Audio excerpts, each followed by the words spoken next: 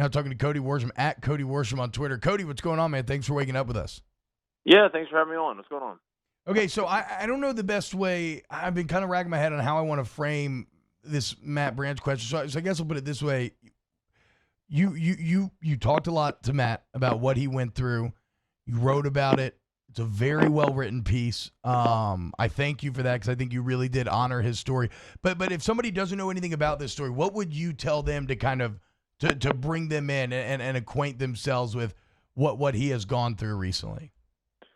Yeah. So thanks for the kind words. First of all, yeah, I would say that Matt's story is he was in a hunting accident and got shot in the leg, nearly died, coded twice, and when he woke up after a 12-day coma, he didn't have a leg, and I think the story is partly how that happened because Matt, now that he's survived and he's thriving, he wants to share that story, and he wants to make sure that those kinds of accidents are prevented. And he still hunts, he still fishes.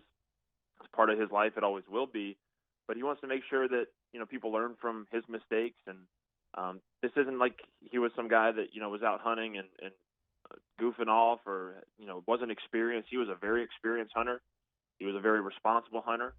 But he made a mistake that almost cost him his life. So he wants to share that part of the story. But to me, the other part of the story that I think is relatable to everybody, even people that don't hunt, is just the way he's responded. Yeah. Almost instantly. I mean, almost instantly from the moment that he woke up. I'm sure there were dark days and hard times and times where he didn't feel like getting out of bed and going through the painful rehab process. But he just kind of, as soon as he woke up, was like, all right, there's the challenge in front of me now, and I've got to tackle it head on. And it's pretty remarkable because a lot of people, the type of leg amputation he had is called a hip disarticulation. And basically you don't have any leg. You don't have anything to propel.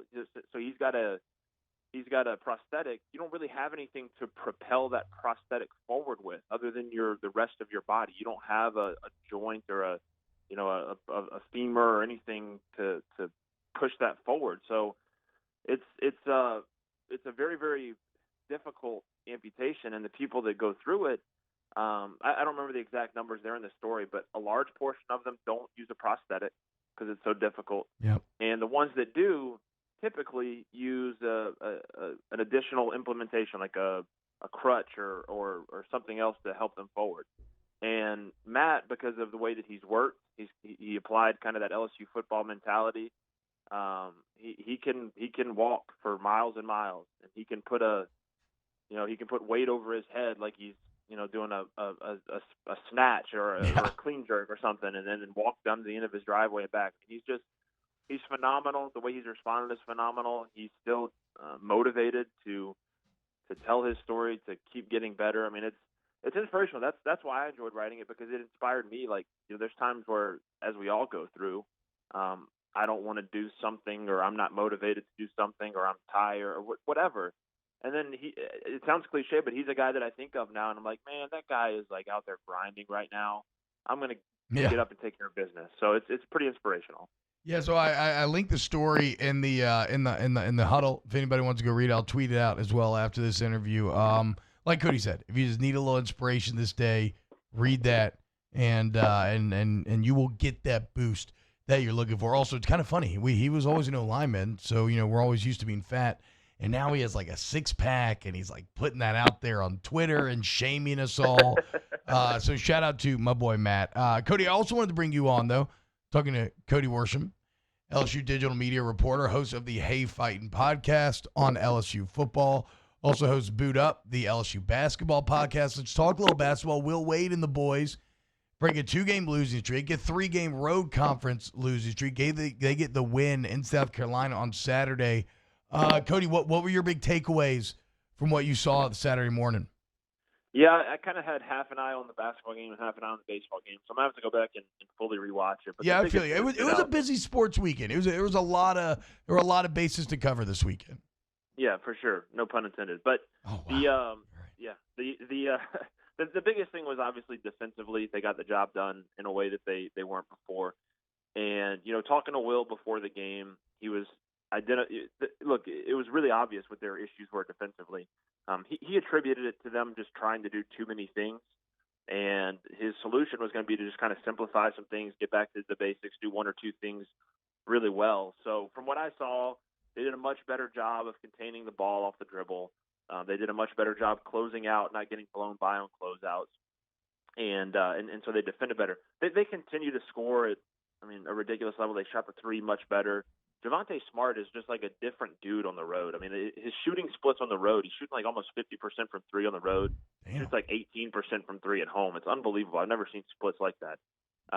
But they can score. We know they can score. But if they're going to win some games in March, if they're going to make any kind of run, they've solidified their tournament status. They're fine there. They kind of put the brakes on that skid and got a road win. I think they'll take care of business at home. I'm not worried about them getting into March. It's about setting yourself up for the best possible matchup and trying to get to where you can win a couple of games. If they guard like they did against South Carolina, which not the best offensive team in the SEC, but there's been worse offenses that have scored many more points against LSU. So it was progress. It was a step in the right direction. They've got to build on it. But the ability to contain the ball off the dribble and not just let, the way they were closing out to guys before, I call it sword fighting. It was almost like they were just leaving open lanes to the basket. And it seems like they went in, cleaned up a lot of that.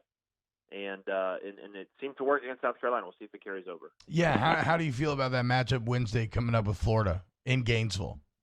Yeah, it's tough. One, Florida is a good basketball team. Two, they always play LSU so well. They beat LSU twice last year. Almost came back and beat them at home this year. So it's tough. And Mike White's such a good coach.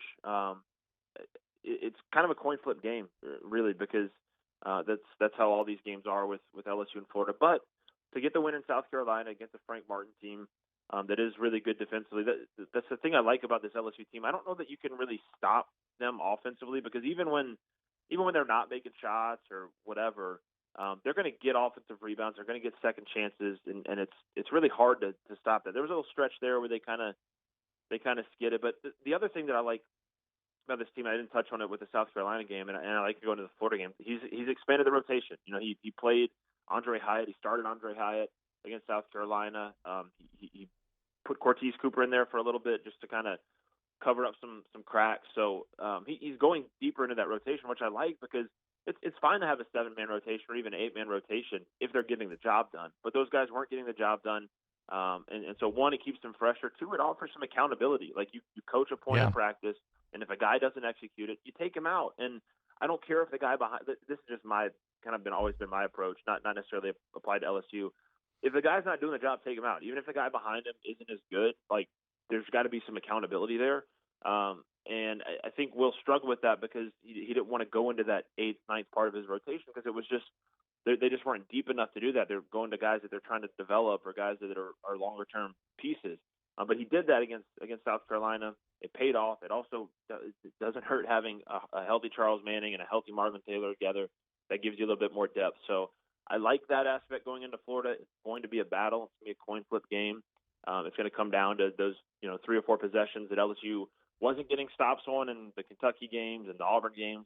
If they can get stops on those possessions against Florida, I like their chances. There we go. Cody Worsham, digital media reporter. Okay, give me a minute on baseball here. Obviously, the Bats Friday night, people are upset, but my mindset is, look, if there's going to be problems, I'd rather have them at the plate and be great on the mound, because you can fix that easier. And right now, Cody, your tweet with the combined starting pitcher numbers, this staff looks deep, and they look pretty. They look fantastic. Yeah, they had a whip below. The starters had 20 innings pitched. They had a whip below 1 this weekend, well below 1, which is fantastic. When you have Henry, Marceau, and Labus throwing like that, you're going to have a good season. Now, the key for them is to stay healthy and stay consistent. Yeah, we've seen Marceau kind of fluctuate from that dominant guy to a guy that's a little bit more shaky. Labus, we just haven't seen a large enough sample size recently.